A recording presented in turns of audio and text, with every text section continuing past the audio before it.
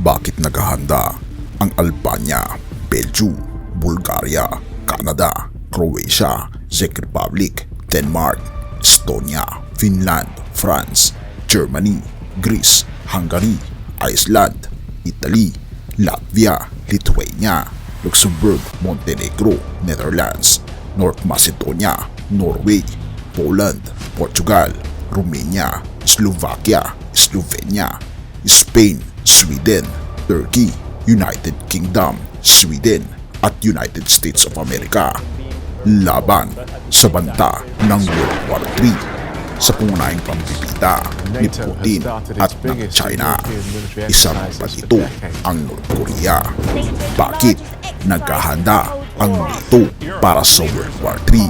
Halika atin itong pag-usapan, mga kaibigan.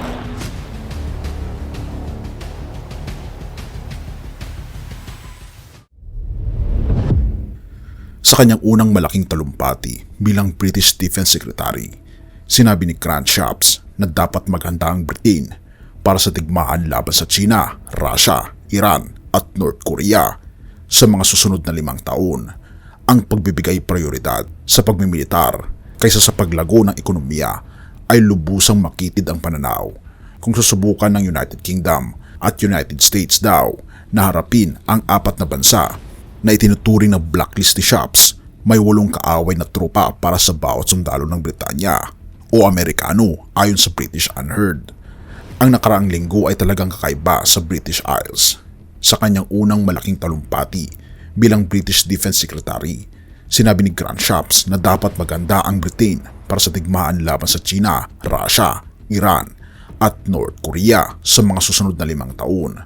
Samantala, sa Dublin, nagtagpo si Chinese Premier Li Qiang at Iris Tawisic, gayon din si Leo Varadkar, at ipinagmalaki ang malaking potensyal ng mas masusing ekonomiko at kalakalang kooperasyon sa pagitan ng 2 bansa. Ang Ireland at Britain ay parehong malalapit na kaalyado ng Estados Unidos at kasama sa parehong global architecture para sa seguridad. Bakit nga ba isang bansa ang naghahanda para sa digmaan samantalang ang isa naman ay nagpapailalim ng ugnayan sa tinatawag na kaaway? Ang tanging posibleng sagot sa tanong na ito ay ang pamahalaan ng Ireland na hindi naniniwala na magaganap ang ganong kaguluhan. Kaya't sino nga ba?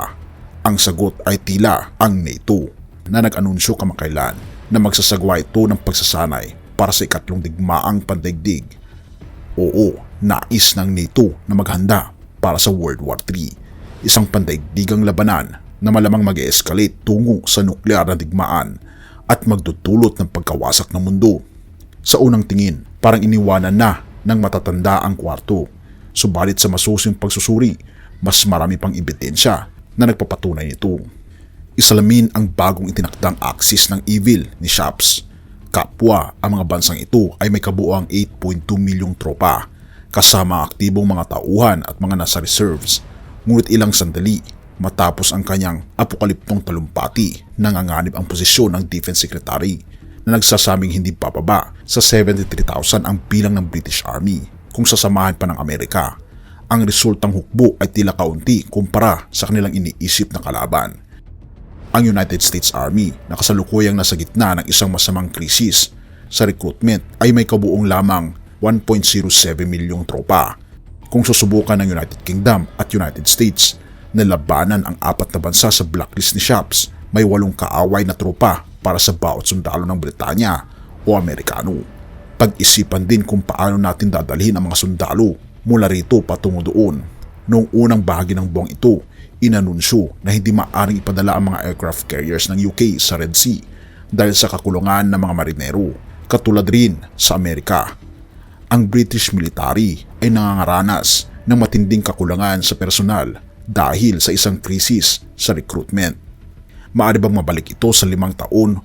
Maaari kayang mangyayari ang World War III sa loob na 5 taon na sinasabi ni Shapps? Hindi siguro. Ibig bang sabihin nito ay dapat magkonskripsyon ang Britain ng lahat ng lalaking may edad na militar para labanan ang bagong axis ng evil? Paano kaya ang magiging reaksyon ng publiko patungkol dito? Ang totoo ay maaaring iugma ang mga galaw na ito sa pagsusumikap ng NATO na muling maging makabuluhan sa gitna ng isang lumalalang sitwasyon sa Ukraine. Ibinuhos ng samahan ang lahat ng kanilang lakas sa bansa ni Volodymyr Zelensky at hindi sekreto ang digmaang ito at hindi maganda ang naging resulta nito. Ayon sa Prime Minister ng Slovakia na si Robert Fico, kinakailangan ang mga konsesyon mula sa Ukraine upang matapos ang kaguluhan at inulit niya ang kanyang oposisyon sa pagtambad ng Kyiv sa NATO. Ang backup plan ng samahan ay tila kasama ang paghahanda sa kanlurang mundo para sa isang kabuuang pandaigdigang digmaan at potensyal na nuklear na pagkawasak. Kaibigan, ano ang masasabi mo patungkol sa topikong ito?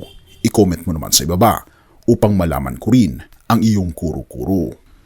Roma 15 verse 13, nawa ang Diyos na nagbibigay sa atin ng pag-asa ang siya ring magbigay sa inyo ng buong kagalakan at kapayapaan dahil sa inyong pananampalataya sa Kanya para patuloy na lumago ang iyong pag-asa sa pamamagitan ng banal na Espiritu. Kaibigan, ang ating Panginoong Diyos ay nagbibigay ng buong pag-asa.